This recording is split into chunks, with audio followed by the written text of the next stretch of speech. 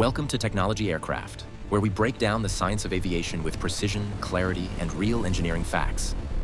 Today, we answer one of the most fascinating questions in modern engineering. How does a 300-ton machine rise into the sky? This is not magic. It is physics. Perfectly balanced. Every aircraft in the world, from small trainers to wide-body airliners, is controlled by four fundamental aerodynamic forces: lift, pushing upward; weight, pulling downward; thrust, pushing forward; drag, resisting motion.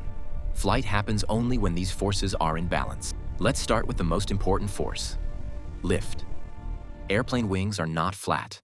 They are shaped as an airfoil, a curved surface designed to manipulate airflow.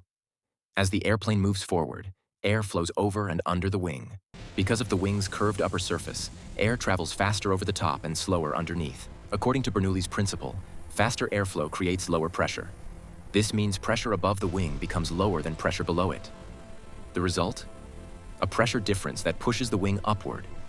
At the same time, the wing deflects air downward. And according to Newton's third law, for every action, there is an equal and opposite reaction. Air pushed down, wing pushed up. Lift is generated by both pressure difference and downward momentum of air. Lift does not exist without motion. The faster the aircraft moves, the more air flows across the wings. More airflow means greater pressure difference. That is why airplanes must reach a specific takeoff speed before they can climb. But wings alone cannot create lift. The aircraft needs forward speed. That force comes from thrust. Jet engines work by accelerating massive amounts of air backward. By Newton's third law, pushing air backward pushes the airplane forward. The faster it moves, the more lift the wings can generate. Opposing this motion is drag, air resistance. As an aircraft moves through air, it collides with air molecules. Engineers design aircraft with smooth, streamlined shapes to reduce drag as much as possible. Less drag means greater efficiency and lower fuel consumption. And finally, weight. Gravity constantly pulls the aircraft downward. For steady flight, lift must equal weight. If lift exceeds weight, the airplane climbs. If weight exceeds lift, it descends.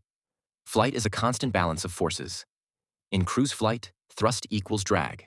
Lift equals weight. Everything is in equilibrium. When pilots increase thrust, speed increases, lift increases, and the aircraft climbs. When thrust is reduced, lift decreases, and the aircraft descends. This balance is controlled with extraordinary precision. So the next time you look out of an airplane window and see clouds below you, remember, you are not witnessing magic. You are witnessing physics, engineering, and over a century of aerodynamic science working in perfect harmony. Four invisible forces, perfectly balanced. If you want to understand aviation beyond the surface, if you want real engineering explained clearly, subscribe to Technology Aircraft. Because here, we don't just show airplanes, we explain how they truly work. See you in the next flight.